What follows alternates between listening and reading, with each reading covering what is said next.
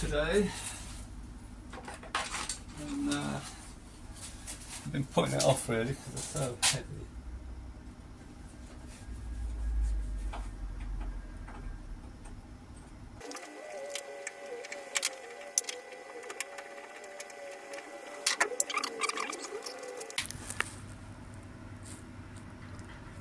This is what I've got here, so this has been sort of replaced and spot welded again. Everywhere spot welded.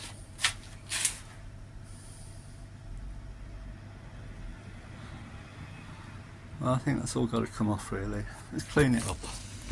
Right, let's see what we've got.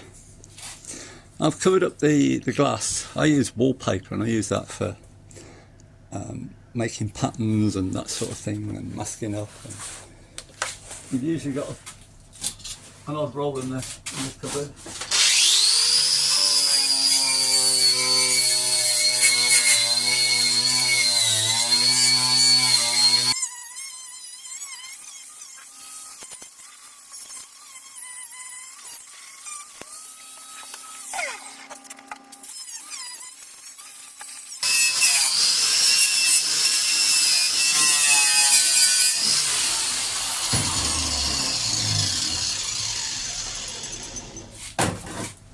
Plenty of grease on the runners. I keep falling for it.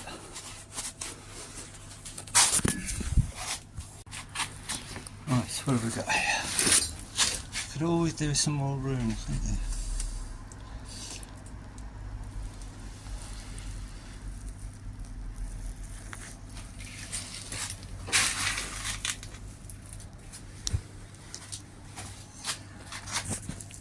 Well, this has not been hemmed. I mean, it should be hemmed because it's hemmed everywhere else. And if I put a hem on there, it would cover most of that, but that's not really good enough, is it? So that's got to come off. I get to use my bead roller. Well, I think these are all straight folds.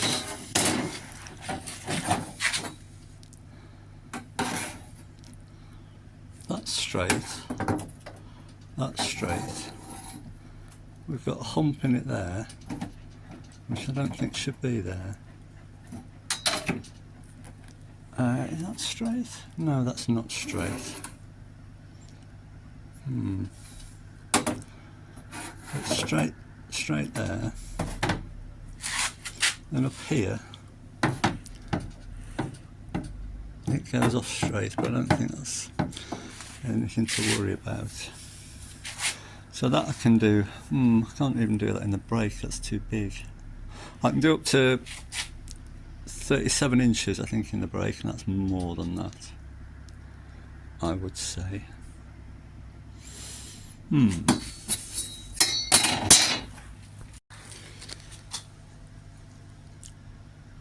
So this will be my sort of cut line, get away from all these spot welds. Something a bit different at the corners, I don't know what yet. But I've saved this. This is the pattern I made for that sill. So all things being equal,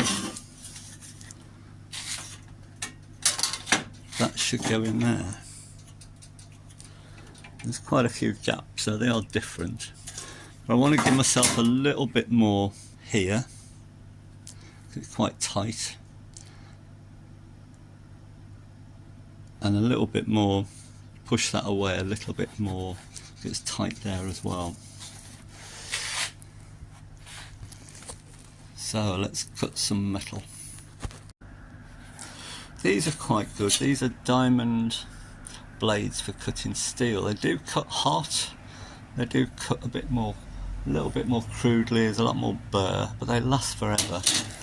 And then obviously these I use for my precision cuts, but just for cutting a chunk of metal off, these work great.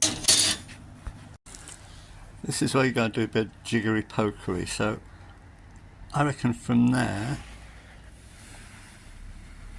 to there it's a straight, it's a flat, this is flat all the way along. Now when I come to this,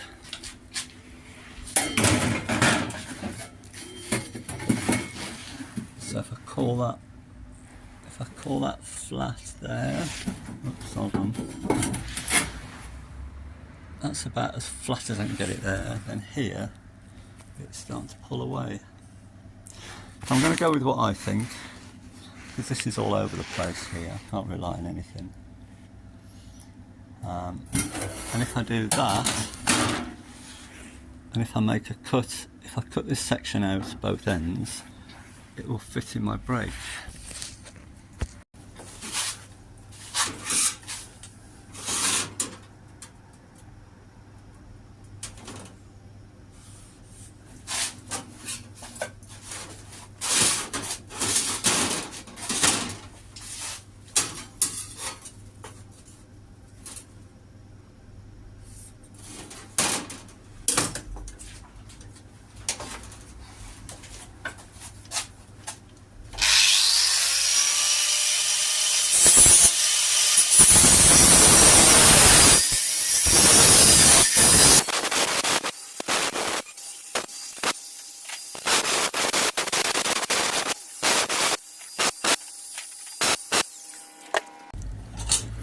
Well, I think it'll fit in the brake.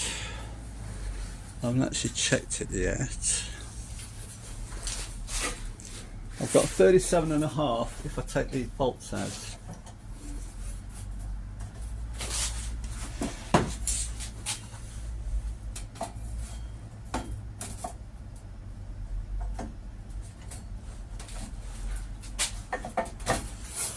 Why is that twisted? This is so heavy.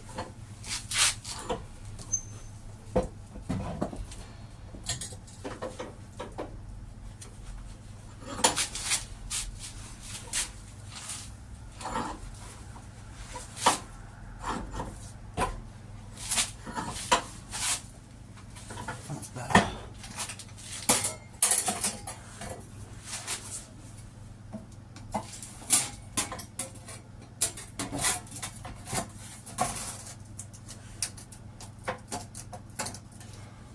Might have to cheat a little bit there,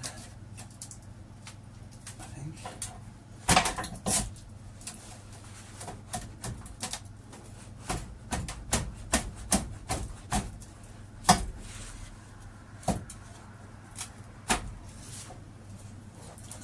I don't know if this will work. Let's see.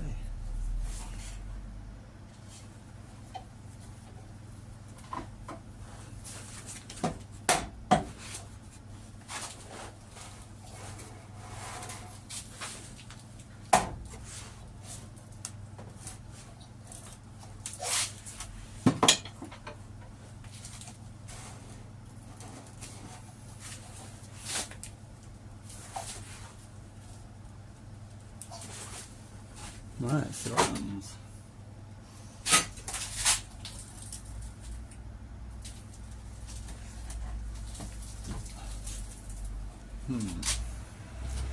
no, it doesn't work, that.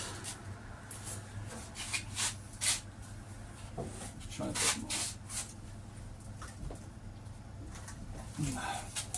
Well, it started it, but I'm fouling on these corners.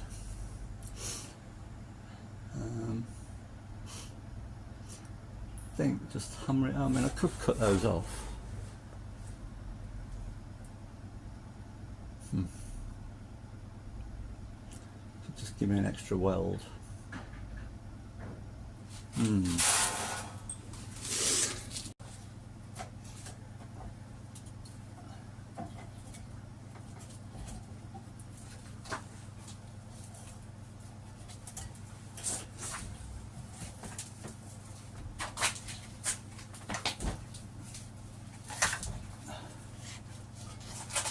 Even this flexes.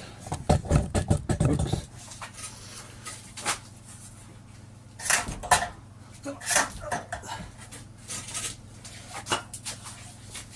The vice is too high.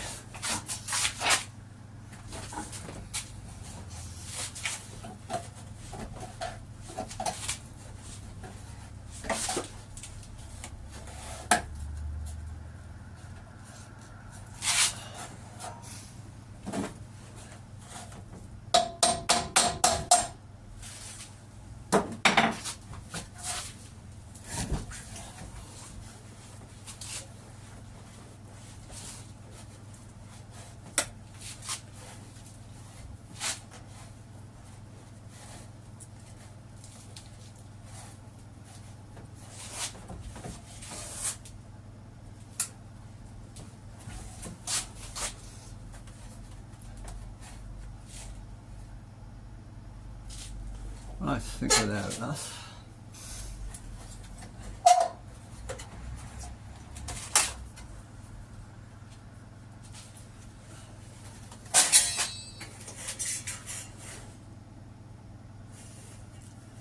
Bit of a soft edge. Never mind, that'll be alright. I'm going to tighten that up a little bit. I've got this slapper. I made this out of the back off an office chair.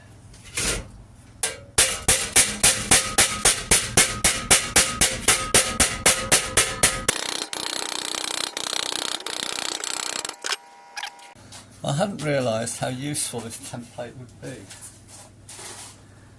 So I've checked on this door flange here, it's all over the place, and I've taken 2 spots where it's tight and I've added on 2 or 3 millimetres and I've transferred them to that. So with a bit of luck this should be some sort of fault line.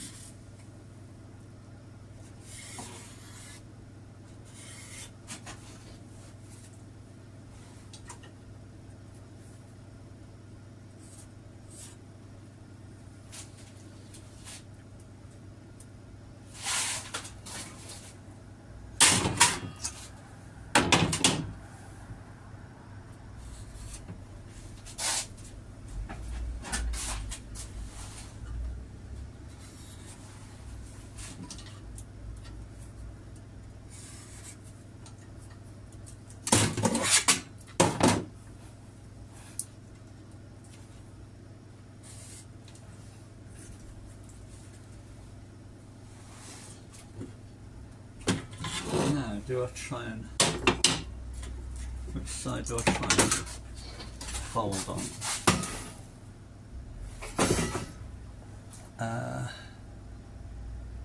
I've got to transfer that to the other side now.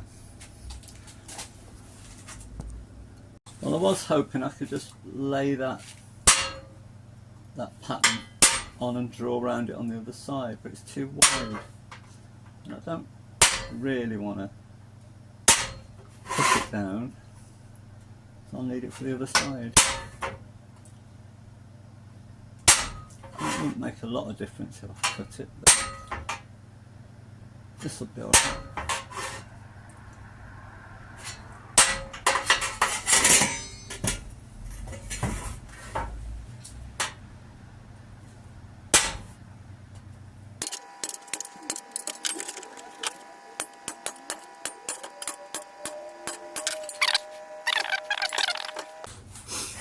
Of course, what I could have done is put this line on accurately using that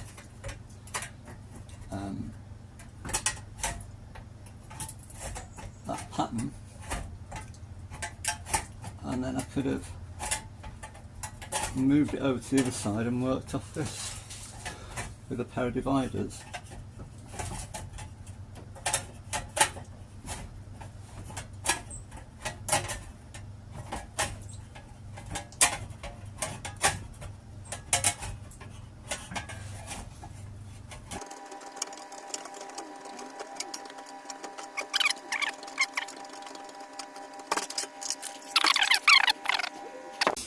And for all you shouting at the screen, yes, I didn't need to transfer that because I'm folding it the opposite way.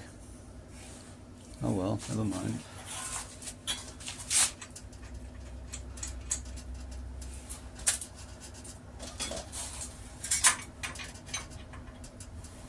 And if you haven't seen my video on adapting this to a tipping wheel, go and have a look.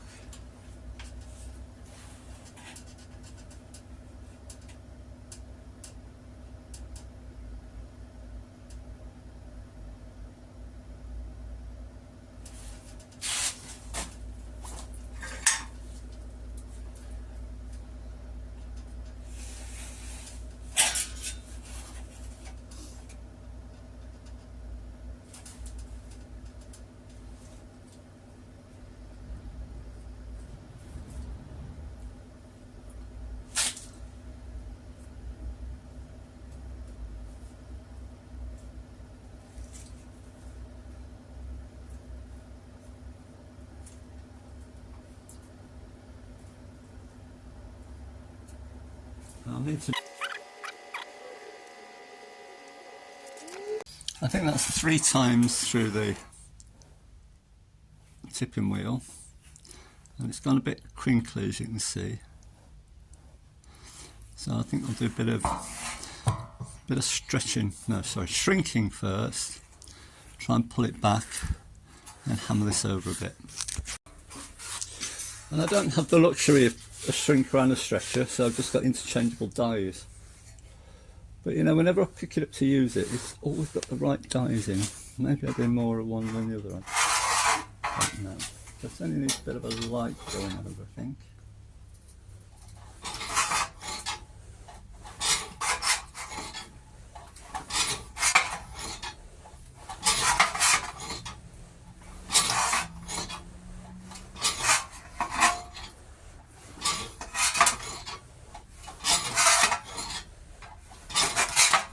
It'll probably get a bit worse as I hammer it over.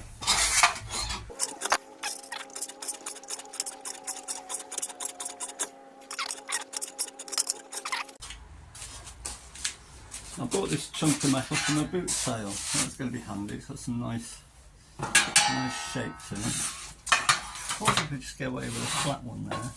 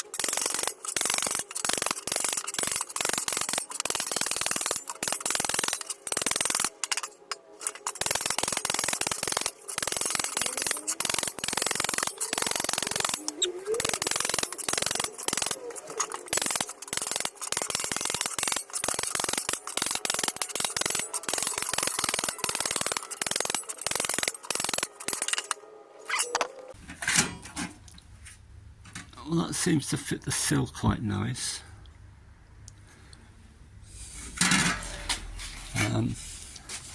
Doesn't especially fit nice on there, but that's all this rubbish. So I think the time's come to cut the bottom, the outer bit off here. Try and get it off here as well, and then see what it looks like.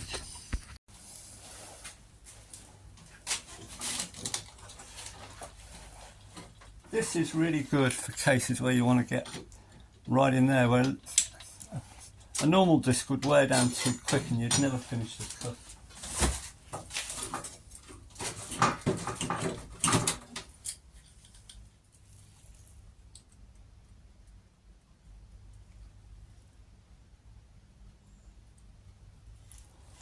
Sometimes it's hard to see what's original and what's not. This is obviously original and this is not. But I put this wooden block back in. I guess that's a stop for the window. I was sort of half expecting to find some brackets welded to the bottom. For the window channels, so I'll mark where that goes. I'll put some drain holes in, which is good. Alright then, clean that up. More or less ready to weld in. I'm just going to put a hardwood block. I've marked where it goes. And this block is to screw the locator, which goes there. So I drilled a couple of holes. Put a flanged nut in there, and that's the screw I'm going to use.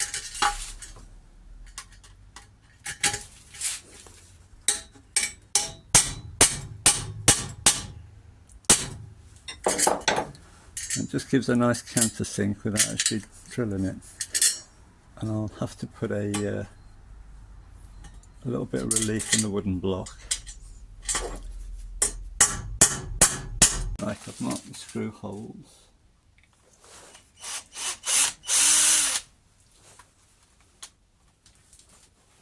I thought I had, it's not very clear there.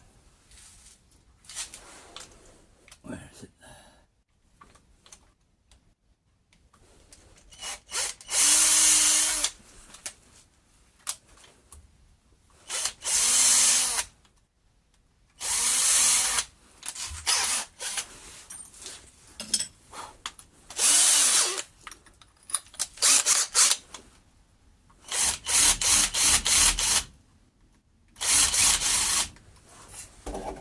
Good, that's ready. I'm not going to screw it in yet because I've got a weld right next to it, so I'll screw it in when it's all back together. Right, that's welded in. So this is going to be this. I'll make this in two bits. If I had a shrinker and a stretcher, I'd make it in one. So I've got to stretch here and shrink here. So I'm going to have the joint on the inside. So this will need some stretching, and this is, I don't think that's right, that's very straight there. If you look at that, that's very round. There'll be a combination between the two.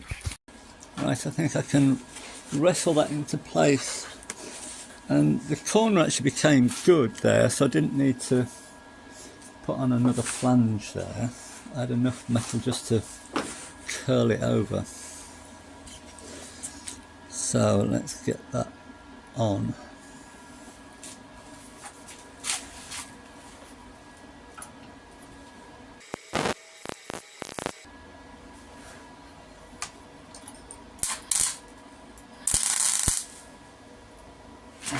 Put some gas on.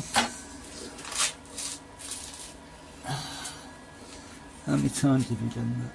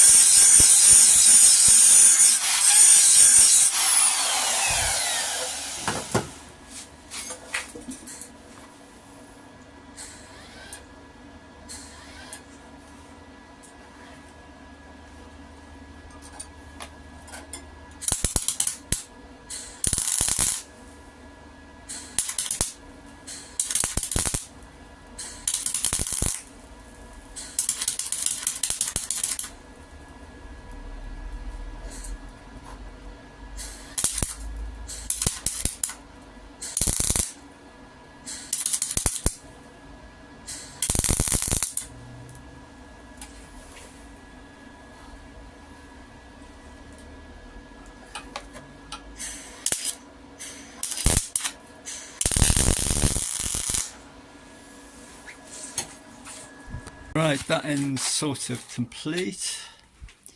This end's sort of roughed in. So I'm going to hang the door now and see how bad it is. But this is joined up to the original outer there. There's loads too much flange here by the look of it. So I'll see how much I can trim off if it will go on. That blue line is where the flange comes to, and it's about an inch in the middle, and I only want 10 or 12 mil, half that. So I'll probably cut the flange back to 10 mil, and then the skin wrapping around it will give another mil or two. So I've got plenty to remove there. Got a little bit of a hump here, which I need to take out, which that's all right. But I'll put another spacer in the bottom hinge. and that shuts quite nice now. So I'll mark off where I need to cut the door. I'll cut that flange off. Right, so I've transferred those marks to the bottom of the door, and I've calculated how much I need to take off to make that a 10mm cover.